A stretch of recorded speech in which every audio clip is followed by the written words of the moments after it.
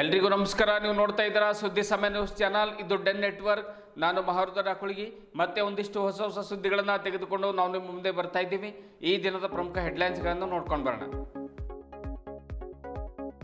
ನಾರಿ ಶಕ್ತಿ ವಂದನಾ ಅಧಿನಿಯಮವನ್ನು ವಿರೋಧಿಸಿದ ಕಾಂಗ್ರೆಸ್ ಹಾಗೂ ಮಿತ್ರ ಪಕ್ಷಗಳ ನಡೆಗೆ ಖಂಡನೆ. ಬಿಜೆಪಿ ನಾರಿ ಶಕ್ತಿ ಫೋರಂ ವತಿಯಿಂದ ಬೀದರ್ನ ಭೇಟಿ ಸರ್ಕಲ್ನಲ್ಲಿ ಪ್ರತಿಭಟನೆ. ನಾರಿ ಶಕ್ತಿ ವಂದನಾ ಅಧಿನಿಯಮಕ್ಕೆ ತಡೆಯೊಡ್ಡಿದ ಕಾಂಗ್ರೆಸ್ ವಿರುದ್ಧ ಆಕ್ರೋಶ. ಭಾಲ್ಕಿ ತಾಲೂಕಿಗೆ ಪ್ರಥಮ ಸ್ಥಾನ ಗಳಿಸಿದ ಪ್ರಗತಿ ಮೌನೇಶ್ವರ್ 97.44% ಅಂಕ ಪಡೆದು ತಾಲೂಕಿನ ಹೆಸರು ಉಳಿಸಿದ ಪ್ರಗತಿ. ಅವರ ಮನೆಯಲ್ಲಿ ಖಡಕ್ ಚಿಂಚೋಳಿ ಶಾಲೆಯ ಶಿಕ್ಷಕರಿಂದ ಸನ್ಮಾನ. ಶುಭ ಹಾರೈಸಿದ ಎಸ್ಡಿಎಂಸಿ ಅಧ್ಯಕ್ಷ ಜಯರಾಜ್ ಹತ್ತಿ. ಏಪ್ರಿಲ್ 29ರಂದು ಡಾಕ್ಟರ್ ರಾಮರಾವ್ ಮಹಾರಾಜರ ಮೂರ್ತಿ ಪ್ರಾಣ ಪ್ರತಿಷ್ಠಾಪನೆ ಸಮಾರಂಭ. ಪೌರಾದೇವಿಯಿಂದ ಬಂಜಾರ ಧರ್ಮಗುಳದ ಬಾಬುಸಿಂಗ್ ಮಹಾರಾಜರು, ಕಬೀರ್ದಾಸ್ ಮಹಾರಾಜರು ಸೇರಿದಂತೆ ಹಲವು ಗುರುಗಳ ಆಗಮನ. ಬಸವರಾಜ್ ಪವಾರ್. ಇಂದಿನ ಒಂದಿಷ್ಟು ವಾರ್ತೆಗಳ ವಿವರಗಳನ್ನು ನೋಡ್ಕೊಂಡು ಬರೋಣ. ನಾರಿ ಶಕ್ತಿ ವಂದನಾ ಅಧಿನಿಯಮ ಜಾರಿಯಾಗದಂತೆ ತಡೆದಿರುವಂತಹ ಕಾಂಗ್ರೆಸ್ ಹಾಗೂ ಅವರ ಮಿತ್ರ ಪಕ್ಷಗಳ ನಡೆಯನ್ನು ಖಂಡಿಸಿ ನಾರಿ ಶಕ್ತಿ ಫೋರಂನಿಂದ ನಗರದಲ್ಲಿ ಶನಿವಾರ ಪ್ರತಿಭಟನೆ ನಡೆಸಲಾಯಿತು. ತಾಯಿ ಮತ್ತು ಮಗು ವೃತ್ತದಲ್ಲಿ ಜಮಾಯಿಸಿದ ಫೋರಂ ಕಾರ್ಯಕರ್ತೆಯರು ಕಾಂಗ್ರೆಸ್ ಮತ್ತು ಮಿತ್ರ ಪಕ್ಷಗಳ ವಿರುದ್ಧ ಘೋಷಣೆ ಕೂಗಿದ್ರು. ಕಾಂಗ್ರೆಸ್ ಹಾಗೂ ಮಿತ್ರ ಪಕ್ಷಗಳ ವಿರೋಧದ ಕಾರಣಕ್ಕಾಗಿಯೇ ಮಹಿಳಾ ಮೀಸಲಾತಿ ಜಾರಿ ಕೈತಪ್ಪಿದೆ ಎಂದು ಆರೋಪ ಮಾಡಿದ್ರು. ಬಳಿಕ ಅಲ್ಲಿಂದ ಪಾದಯಾತ್ರೆಯಲ್ಲಿ ದೇವಿ ಕಾಲೋನಿಯ ದೇವಿ ಮಂದಿರಕ್ಕೆ ಬಂದರು. ಅಲ್ಲಿ ಸಭೆಯನ್ನು ನಡೆಸಿದರು. ಫೋರಂ ಪ್ರಮುಖರಾದ ಉಲ್ಲಾಸಿನಿ ವಿಕ್ರಮ್ ಮುದಾಳೆ, ಹೇಮಲತಾ ಜೋಶಿ, ಕಿರಣ್ ಶರ್ಮಾ, ಸಹನಾ ಪಾಟೀಲ್, ಯೋಗೇಶ್ವರಿ, ಆಮೇಲೆ ಹೇಮಾ ತುಕಾರೆಡ್ಡಿ, ಶೋಭಾ ತೇಲಂಗ್, ವಿಜಯಲಕ್ಷ್ಮಿ, ಲುಂಬಿಣಿ ಗೌತಮ್, ಗುಂಡಮ್ಮ ಸಂತೋಷಿ, ಶ್ಯಾಮಲಾ ಸಜ್ಜನ್ ಶೆಟ್ಟಿ, ಕವಿತಾ, ವಿಜಯಲಕ್ಷ್ಮಿ ರಾಠೋಡ್, ಸುಜಾತಾ ಮಂದಾ ಮತ್ತಿತರರು ಈ ಸಂದರ್ಭದಲ್ಲಿ ಉಪಸ್ಥಿತರಿದ್ದರು.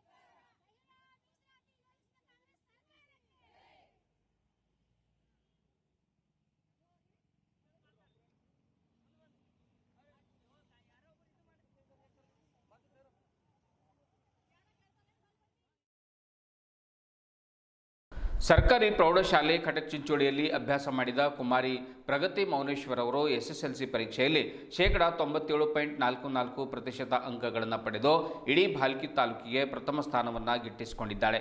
ಪ್ರಗತಿಯ ಈ ಸಾಧನೆಗೆ ಖಡಕ್ ಚಿಂಚೋಳಿ ಪ್ರೌಢಶಾಲೆಯ ಎಸ್ಡಿಎಂಸಿ ಅಧ್ಯಕ್ಷರಾದ ಜಯರಾಜ್ ಹತ್ತಿ ಹಾಗೂ ಶಾಲೆಯ ಸಿಬ್ಬಂದಿ ವರ್ಗದವರು ಹಾಗೂ ಶಾಂತಲಿಂಗೇಶ್ವರ ಹುಲ್ಕುಂಟಿ ಪ್ರಾಥಮಿಕ ಶಾಲೆಯ ಸಿಬ್ಬಂದಿಗಳು ಕೂಡ ಸನ್ಮಾನಿಸಿ ಗೌರವಿಸಿದ್ದಾರೆ.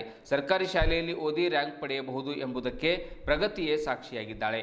ಅವಳ ಈ ಸಾಧನೆಗೆ ಅವರ ಸತತ ಪರಿಶ್ರಮ ಹಾಗೂ ತಂದೆ ತಾಯಿಯ ಸಹಕಾರ ಮುಖ್ಯ ಕಾರಣವಾಗಿದೆ.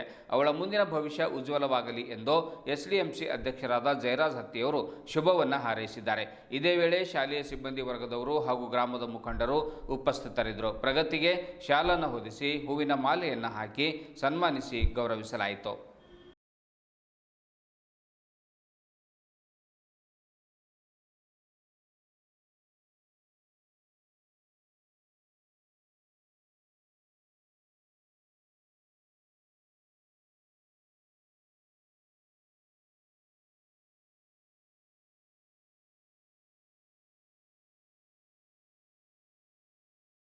ಈ ತಿಂಗಳ 29, 30 ಹಾಗೂ ಮೇ 1ರಂದು 3 ದಿವಸಗಳ ಕಾಲ ಸೇವಾಲಾಲ್ ಮಹಾರಾಜರ ಮತ್ತೊಂದು ಅವತಾರವೇ ಡಾಕ್ಟರ್ ರಾಮರಾವ್ ಮಹಾರಾಜರು ಅವರ ಒಂದು ಹೆಸರಿನಲ್ಲಿ ಮಂದಿರ ಸ್ಥಾಪಿಸಲಾಗ್ತಾ ಇದ್ದು ಅವರ ಮೂರ್ತಿಯ ಪ್ರಾಣ ಪ್ರತಿಷ್ಠಾಪನಾ ಕಾರ್ಯಕ್ರಮ ಹಮ್ಮಿಕೊಳ್ಳಲಾಗಿದೆ ಎಂದು ಸೇವಾನಗರದ ಪೂಜ್ಯ ಗೋವಿಂದ ಮಹಾರಾಜರು ತಿಳಿಸಿದರು.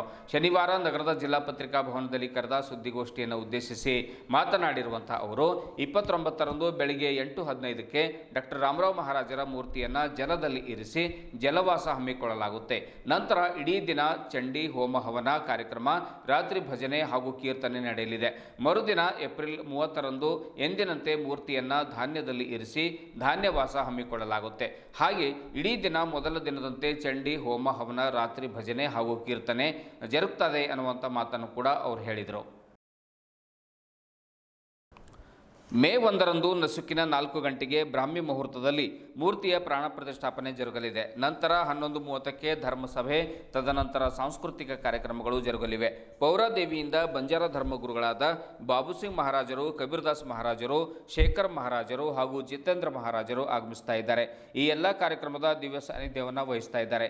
ನೇತೃತ್ವವನ್ನು ತಾನು ವಹಿಸಲಿದ್ದು ಲಿಂಗಸೂರಿನ ವಿಜಯ ಮಹಾಂತೇಶ್ವರ ಶಾಖಾ ಮಠದ ಸಿದ್ಧಲಿಂಗ ಸ್ವಾಮೀಜಿ, ಗೊಬ್ಬರವಾಡಿಯ ಬಳಿರಾಮ್ ಮಹಾರಾಜರು, ವಿಜಯಪುರದ ಜಿಗನು ಮಹಾರಾಜರು ಹಾಗೂ ತೆಲಂಗಾಣ ಧರ್ಮಾಧಿಕಾರಿ ಶ್ರೀ ಮಹಾರಾಜರು ಸಮ್ಮುಖ ವಹಿಸುತ್ತಾರೆ. ಕಾರ್ಯಕ್ರಮದ ಅಧ್ಯಕ್ಷತೆಯನ್ನು ರಾಮಚೇತನ ಮಹಾರಾಜರು ವಹಿಸುತ್ತಾರೆ. ಈ ಮೂರ್ತಿಯ ಪ್ರಾಣ ಪ್ರತಿಷ್ಠಾಪನೆ ಇಡೀ ದೇಶದಲ್ಲಿ ಪ್ರಪ್ರಥಮವಾಗಿ ಜರುಗ್ತಾ ಇದೆ ಎಂದು ಹೇಳಿದರು. ಬಂಜಾರ ಸಮಾಜದ ಅಧ್ಯಕ್ಷ ಬಸವರಾಜ್ ಪವಾರ್ ಮಾತನಾಡಿ, ನಮ್ಮ ಆರಾಧ್ಯ ದೇವತೆ ಅಂದರೆ ಮಾ ಭವಾನಿ ಮಾತೆ. ನಂತರ ಧರ್ಮಗುರುಗಳು ಸಂತ ಸೇವಾಲಾಲ್ ಮಹಾರಾಜರು 27 ವರ್ಷಗಳ ಹಿಂದೆ ರಾಮರಾವ್ ಮಹಾರಾಜರು ಸೇವಾನಗರಕ್ಕೆ ಬಂದು ಧ್ಯಾನ ಮಂದಿರ ಕಟ್ಟಲು ತಿಳಿಸಿದರು. ನಂತರ ಗೋವಿಂದ ಮಹಾರಾಜರ ಕನಸಿನಲ್ಲಿ ಬಂದು ಬೇಗ ಕಟ್ಟುವಂತೆ ಪ್ರೇರೇಪಣೆ ಮಾಡಿದರು. ಅದರ ಪ್ರತಿಫಲವಾಗಿ ಈ ದೇವಸ್ಥಾನ ಕಟ್ಟಲಾಗ್ತಾ ಇದೆ. ದೇಶದ ನಾನಾ ಭಾಗಗಳಿಂದ 54 ಜನ ಸಾಧು ಸಂತರು ಕಾರ್ಯಕ್ರಮದಲ್ಲಿ ಪಾಲ್ಗೊಳ್ಳುತ್ತಾ ಇದ್ದಾರೆ. ಆದ್ದರಿಂದ ಜಿಲ್ಲೆಯ ಎಲ್ಲ ಸದ್ಭಕ್ತರು ಈ 3 ದಿವಸದ ಕಾರ್ಯಕ್ರಮದಲ್ಲಿ ಭಾಗವಹಿಸುವಂತೆ ಕರೆ ಕೊಟ್ಟರು. ಸಮಾಜದ ಮುಖಂಡರಾದ ಗೋವರ್ಧನ್ ರಾಠೋಡ್ ಕೂಡ ಈ ಸಂದರ್ಭದಲ್ಲಿ ಮಾತನಾಡ್ತಾರೆ. ಸಮಾಜದ ಇನ್ನಿತರೆ ಪ್ರಮುಖರಾದ ಗೋಪಾಲ್ ಸಿಂಗ್ ರಾಠೋಡ್, ಮಾಣಿಕರಾವ್ ಪವಾರ್, ಶ್ರೀಕಾಂತ್ ರಾಠೋಡ್, ರಘುನಾಥ್ ರಾಠೋಡ್, ಶಿವರಾಮ್ ರಾಠೋಡ್ ಸೇರಿದಂತೆ ಇನ್ನಿತರರು ಪತ್ರಿಕಾಗೋಷ್ಠಿಯಲ್ಲಿ ಉಪಸ್ಥಿತರಿದ್ದರು.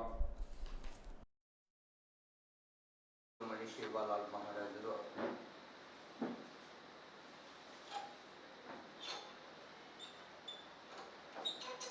4ನೇ ಅವತಾರನಾಗಿ ರಾಮರಾವ್ ಮಹಾರಾಜರು ಬಂಜಾರ ಸಮಾಜದ ಏಕೈಕ ಗುರುಗಳು ಡಾಕ್ಟರ್ ರಾಮರಾವ್ ಮಹಾರಾಜರ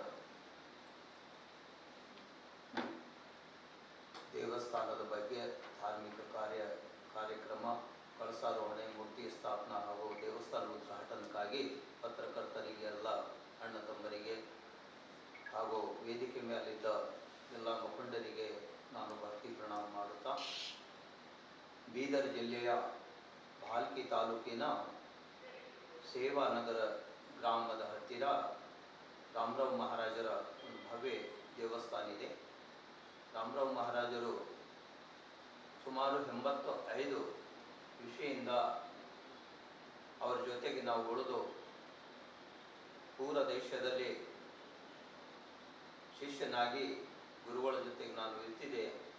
ರಾಮರಾವ್ ಮಹಾರಾಜರು 2009ರಲ್ಲಿ ಬೀದರ್ ಜಿಲ್ಲೆಯಲ್ಲಿ ಒಂದು ಸುಂದರವಾದ ಧ್ಯಾನ ಮಂದಿರ ಆಗಬೇಕು ಗುರುಗಳದು ಅಂತ ಪದೇ ಪದೇ ಹೇಳ್ತಾ ಇದ್ದರು. ಒಂದೇ ದಿವಸ ಅವರು ತಮ್ಮ ದೇವಸ್ಥಾನದ ಲೆಟರ್ ಪ್ಯಾಡ್ ಮೇಲೆ ಬರೆದು ಕೊಟ್ಟರು, ಈ ಸೇವಾನಗರದ ಹತ್ತಿರ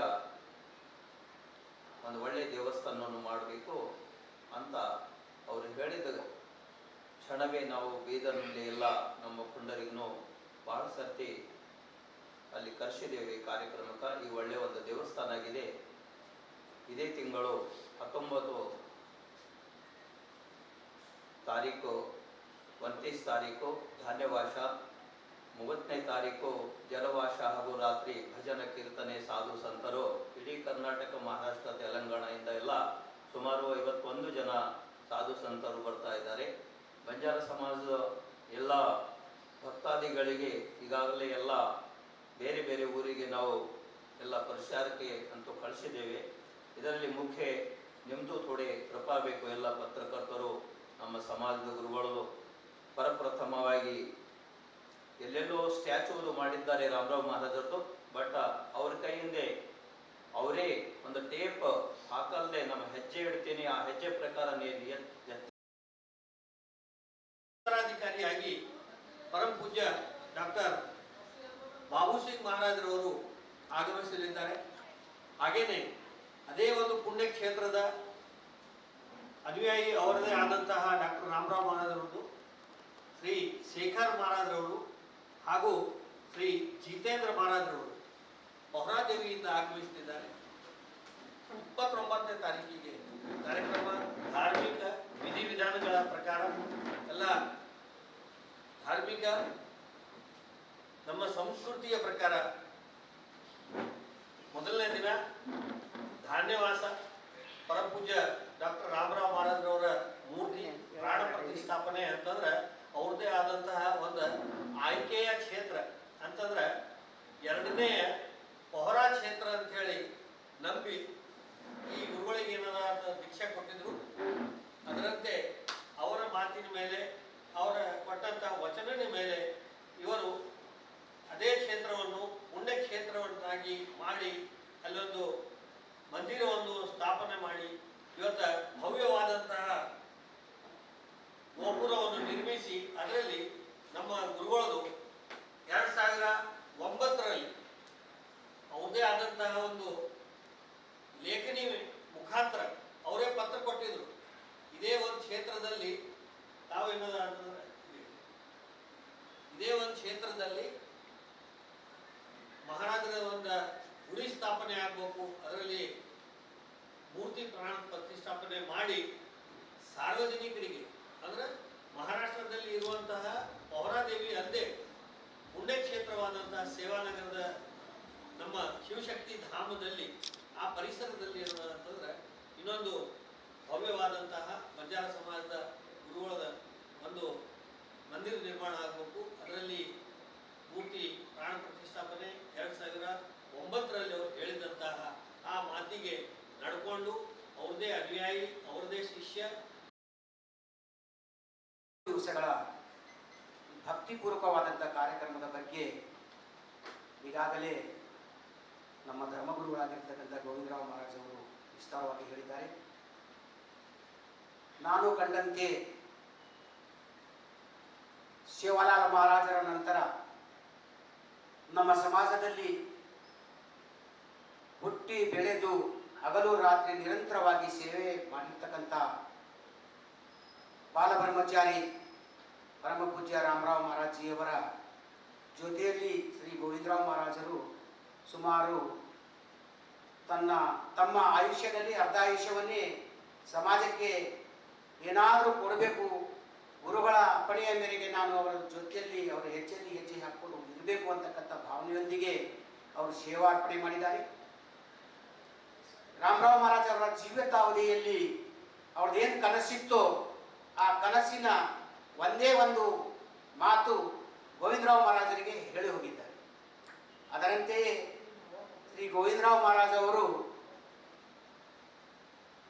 ಆದರಣೀಯ ಪೂಜ್ಯ ಶ್ರೀ ರಾಮರಾವ್ ಮಹಾರಾಜ್ ಅವರು ಹೇಳಿರ್ತಕ್ಕಂಥ ವಚನಕ್ಕೆ ಬದ್ಧರಾಗಿ ಮಹಾರಾಜರ ವಚನವನ್ನು ನಾನು ಪೂರೈಕೆ ಮಾಡಬೇಕು ಅಂತಕ್ಕಂಥ ಕನಸನ್ನು ಇಟ್ಕೊಂಡು ಭಾಲ್ಕಿ ತಾಲೂಕಿನ ಸೇವಾನಗರ ತಾಂಡ, ಈ ಸೇವಾನಗರ ತಾಂಡ ಮಹಾರಾಷ್ಟ್ರ ತೆಲಂಗಾಣದಲ್ಲಿ ಕೈ ಜೋಡಿಸಿಕೊಂಡು ನಿಂತಿದ್ದಾರೆ. ಅದಕ್ಕಾಗಿ ಪತ್ರಿಕಾ ಗೋಷ್ಠಿಯ ಮೂಲಕ ನಾನು ಗೋವಿಂದರಾವ್ ಮಹಾರಾಜರವರ ಪರವಾಗಿ ಮತ್ತು ಸಮಾಜದ ಪರವಾಗಿ ಮತ್ತು ರಾಮರಾವ್ ಮಹಾರಾಜರ ಕನಸನ್ನ ನನಸು ಮಾಡತಕ್ಕಂಥ ಕಾರ್ಯಕ್ರಮದಲ್ಲಿ ಭಾಗಿಯಾಗಬೇಕು.